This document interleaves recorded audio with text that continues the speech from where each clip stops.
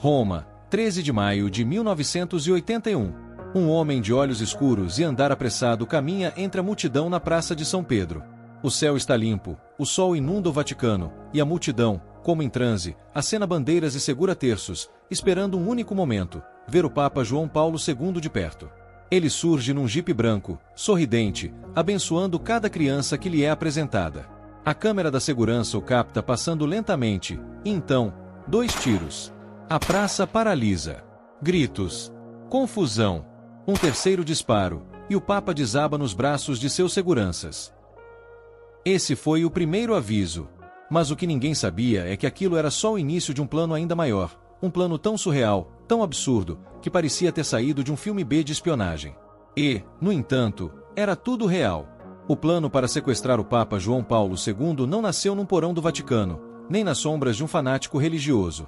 Ele nasceu dentro de uma das instituições mais secretas e paranoicas do mundo, a KGB soviética.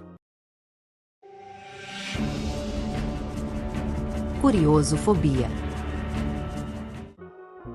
Se você gosta desse tipo de história, baseada em fatos reais, não esqueça de se inscrever em nosso canal. Obrigado!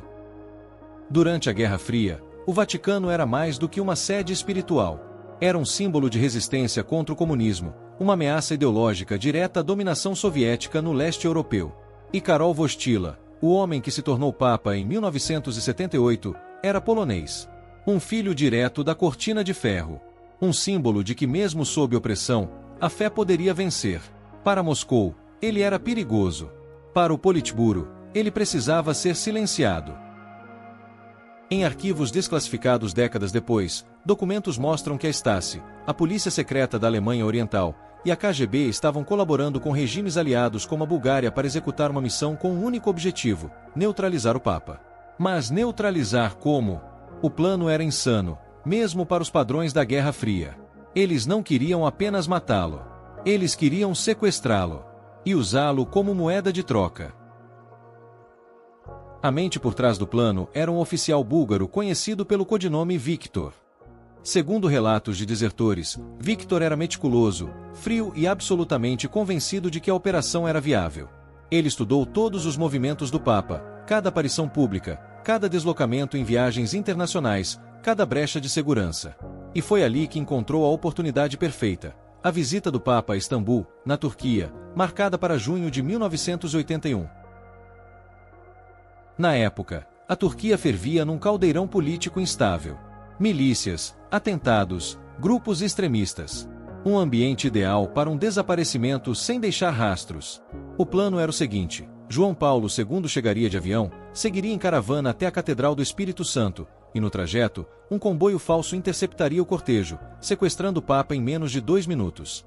Ele seria levado para uma casa segura nas montanhas do Cáucaso, onde permaneceria sob custódia invisível.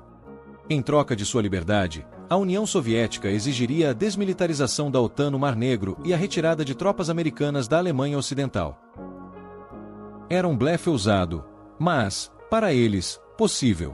Os envolvidos sabiam que a Igreja jamais admitiria publicamente o desaparecimento. Isso causaria pânico global, colapso da fé e uma guerra de narrativas. Para o mundo, o Papa estaria em retiro espiritual ou com problemas de saúde. Tempo suficiente para as negociações secretas acontecerem. Mas havia um problema: para que o sequestro funcionasse, era necessário um gatilho. Alguém com acesso à zona próxima do Papa. Alguém disposto a se sacrificar. E foi aí que o nome de Mehmet Ali Aka entrou no tabuleiro. Aka era um extremista turco, membro do grupo radical Lobos Cinzentos. Ele já havia sido preso, fugido da prisão e publicado cartas ameaçando matar o Papa. Para os soviéticos, ele era imprevisível, mas útil. O plano inicial era usá-lo como distração, atirando no Papa para desestabilizar a segurança e permitir que o sequestro ocorresse. Mas algo deu errado.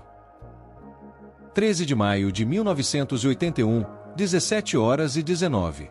Mehmet Ali Aka dispara 3 vezes. O Papa é atingido no abdômen e na mão.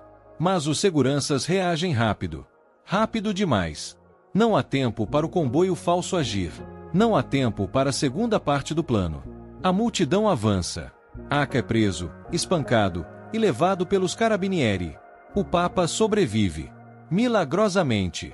E o plano de sequestro, de repente, desaparece da face da Terra. O Vaticano, em choque, nunca menciona o atentado como parte de uma conspiração. O mundo acredita que foi um ato isolado. Mas nos bastidores, uma operação de contra-espionagem começa a se desenrolar. Durante o interrogatório de Aca, suas respostas são vagas, contraditórias. Ele afirma ter agido sozinho, depois acusa a Bulgária, depois recua. Os jornais chamam de delírio. Mas a CIA começa a rastrear movimentações estranhas em embaixadas soviéticas em Roma e Istambul. Diplomatas deixam os países de forma repentina. Documentos são queimados. Há silêncio. Muito silêncio. Anos depois, ex-agentes soviéticos começam a contar versões da história. Fragmentadas, mas coincidentes. O plano existiu, mas nunca chegou à execução completa. Alguns dizem que falhou por má coordenação. Outros, que os próprios soviéticos abortaram no último minuto com medo das repercussões globais. Há quem afirme que o sequestro era apenas um plano B, e que a execução real do Papa era sempre o plano principal. Mas a verdade completa, essa nunca veio à tona. A própria figura de João Paulo II se transforma após o atentado. Ele perdoa seu algoz, visita Aca na prisão, e anos mais tarde, encontra-se com a mãe dele. Um gesto simbólico que atravessa fronteiras e desmonta, aos poucos, o enigma. Mas a pergunta permanece: e se o plano tivesse dado certo? E se o homem mais poderoso da fé tivesse desaparecido no meio da Guerra Fria, sequestrado por um inimigo invisível? O atentado fracassou. Mehmet Ali Aca estava atrás das grades. Mas enquanto o mundo respirava aliviado pela sobrevivência do Papa João Paulo II, nos bastidores da inteligência internacional a tensão só aumentava. Porque o que poucos sabiam, e o que os serviços secretos descobriram lentamente nas semanas seguintes, era que aquele atentado não era um ato isolado. Era apenas a ponta do iceberg. Uma engrenagem de um plano muito maior, frio, arquitetado com precisão. E esse plano estava longe de terminar.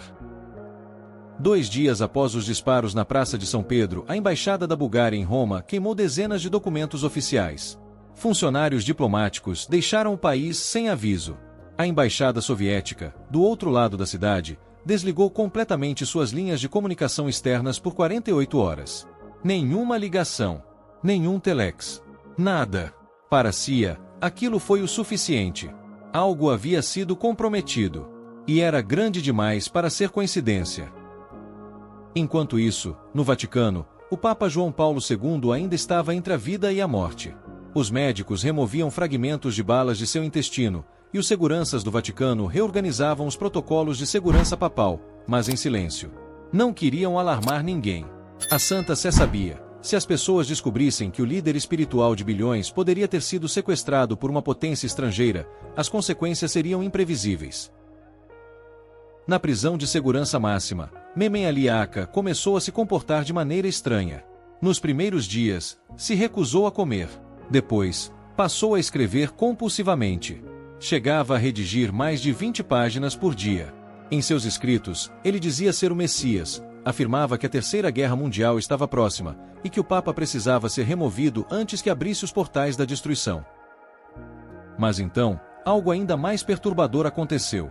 Um agente da inteligência italiana, infiltrado dentro da prisão como enfermeiro, percebeu um padrão: todos os delírios de Aca pareciam codificados. Ele fazia referências constantes a um número, 14. Era sempre o número 14. Nas cartas, nas margens dos papéis, nos próprios delírios falados. Quando cruzaram esses registros com a agenda original do Papa, a que estava sendo planejada antes do atentado, descobriram que ele tinha uma viagem marcada para Istambul exatamente no dia 14 de junho. Coincidência? Para os analistas da CIA e da inteligência italiana, não. Era parte do plano que ainda estava em andamento. Mesmo com o fracasso do atentado, havia uma desconfiança crescente de que o sequestro poderia ainda acontecer. Em silêncio. Em outro momento. Sob outra bandeira. Então veio a bomba. Uma testemunha apareceu.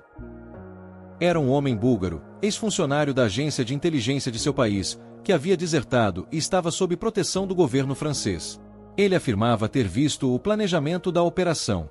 E mais, entregou os nomes de 3 agentes soviéticos e 2 búlgaros que estariam diretamente ligados ao plano de sequestro. Entre eles, um nome chamou a atenção: Sergei Antonov.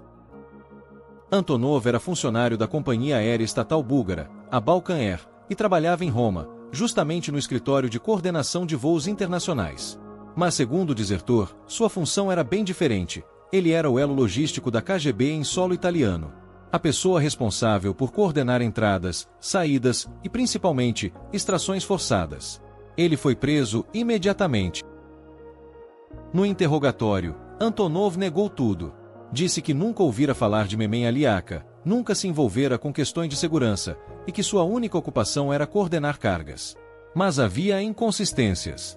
Então, descobriram um detalhe perturbador. Antonov havia viajado para Istambul exatamente uma semana antes da visita que o Papa faria, viagem essa que foi cancelada após o atentado. Coincidência demais para ser ignorada. A partir daí, o quebra-cabeça começou a se formar. O plano era simples em essência, mas ousado na execução. Memen Aliaca seria a distração, o fanático. Enquanto o mundo focava em sua prisão, outro grupo operaria silenciosamente no segundo estágio, a preparação logística para o sequestro. Isso incluiria a compra de veículos, aluguel de casas seguras na zona rural da Turquia e principalmente a extração aérea. O plano era colocar o Papa em um avião particular, clandestino, que decolaria da Turquia e aterrissaria em solo soviético sem identificação de origem. Os soviéticos negaram tudo, claro.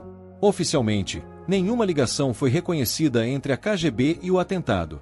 Mas documentos revelados após o colapso da União Soviética, em 1991, indicam movimentações suspeitas de fundos, interceptações de mensagens cifradas e uma série de operações negras acontecendo justamente no eixo Roma-Sofia-Moscou entre os anos de 1980 e 1982.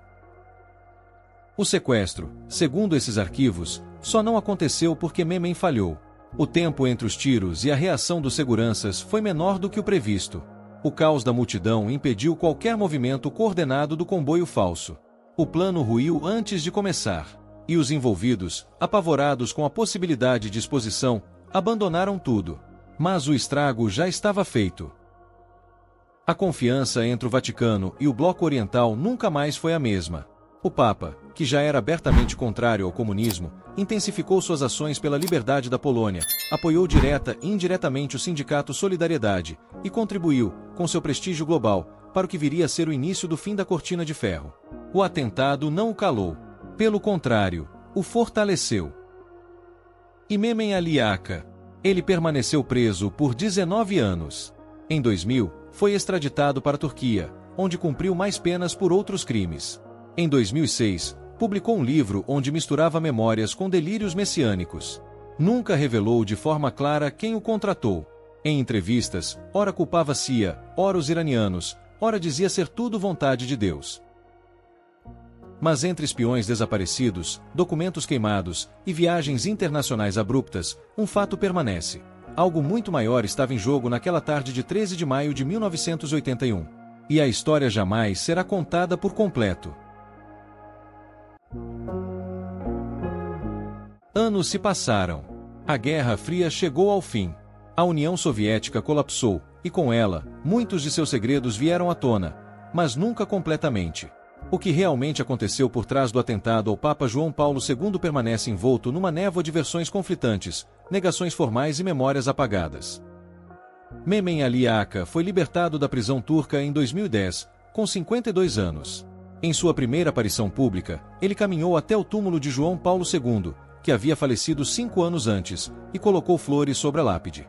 Um gesto simbólico. Ou uma última tentativa de reescrever a própria história. Na entrevista que deu horas depois, seus olhos não piscavam. Ele falava com calma. Dizia que o mundo ainda não sabia a verdade.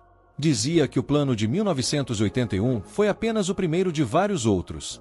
E depois, como se escorregasse por entre os limites da lucidez, afirmou que o Papa estava vivo. Que ele nunca morreu. Que estava escondido, aguardando o fim dos tempos. Ninguém levou a sério. Mas o estrago já estava feito. O mito, mais uma vez, sobreviveu à verdade. Documentos da CIA liberados em 2014 confirmaram que havia sim uma operação de desestabilização do Vaticano em curso desde o final da década de 1970. Não mencionavam explicitamente o sequestro, mas citavam ações de impacto que descredibilizem e interrompam a autoridade papal em escala internacional. Tradução: ataques indiretos, sabotagens diplomáticas e, sim, tentativas de neutralização. Mas o que torna essa história ainda mais fascinante é o silêncio. A omissão. O cuidado quase cirúrgico com que cada governo envolvido limpou os rastros. Até hoje, não há um documento oficial, nem da Rússia, nem da Bulgária, nem da própria Igreja, que afirme abertamente a existência do plano de sequestro. E, no entanto, ele paira como uma sombra, como um segredo mal guardado. Na última década, investigadores independentes descobriram pistas adicionais. Uma delas, uma carta nunca enviada, encontrada nos arquivos do Vaticano em 2019, escrita pelo próprio Papa João Paulo II, datada de 1983. No manuscrito, ele agradece a um grupo de agentes italianos por conter um mal invisível que tentava paralisar a fé do mundo. A carta nunca foi tornada pública em sua íntegra. Mas o tom era claro.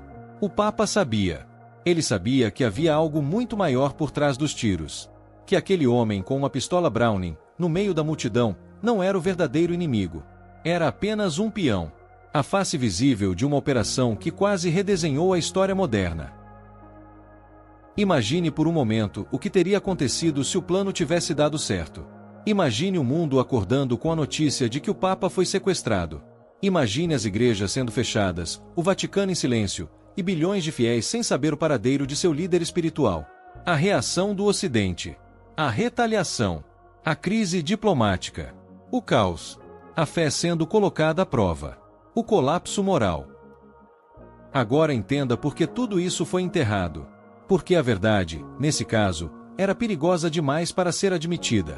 No fim, o plano maluco para sequestrar o Papa falhou. Mas não sem deixar cicatrizes. Ele expôs as rachaduras da política internacional, revelou até onde governos são capazes de ir para defender suas ideologias, e mostrou que, em meio à fé e à geopolítica, ninguém está realmente a salvo. Nem mesmo um Papa. E se o plano tivesse funcionado? Quantas outras histórias assim estão escondidas nos arquivos secretos do mundo? Quantos atentados, desaparecimentos e operações misteriosas nunca chegaremos a conhecer por completo? Se essa história te deixou pensando, imagine o que mais está escondido por trás da cortina da história oficial. Se inscreva no canal. Toda semana, uma nova investigação real, com fatos, conspirações, documentos e verdades desagradáveis que os livros não contam. Porque às vezes, a realidade é muito mais absurda do que qualquer ficção. Se você gosta desse tipo de história, baseada em fatos reais, não esqueça de se inscrever em nosso canal. Obrigado!